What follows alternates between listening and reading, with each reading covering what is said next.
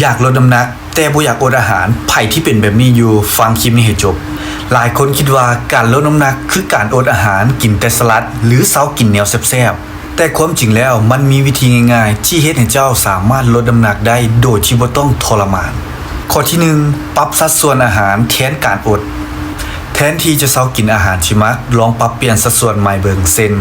เพิ่มโปรตีนและไฟเบอร์ให้หลายขึ้นเพื่อลดความหิวและเฮ็ดให้ร่างกายเผาผลาญได้ดีขึ้น2ใส่หลักไทมิ่งในการกินหรือที่เอิ้นว่าการเฮ็ด IF การเว้นช่วงเวลากินเช่นกินใน8ชั่วโมงแล้วเว้นอีก16ชั่วโมง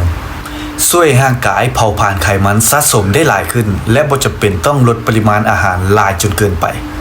3เพิ่มไฟเบอร์แมทริกหรือไบโอสเลสตัวนี้เข้าไปไฟเบอร์ตัวนี้จะช่วยชะลอการดูดซึมน้ำตาลลดความหิวและที่สำคัญเฮ็ดให้อิ่มโดนขึ้นโดยบ่ต้องอดอาหารและยังกินสิ่งที่เฮามักได้คือเก่านอกจากนี้ยังช่วยในเรื่องขับถ่ายและเฮ็ดให้ลำไส้เฮาแข็งแรงคนที่มีปัญหาเรื่องน้ำหนักขึ้นง่ายหรือหิวตลอดเวลาควรลอง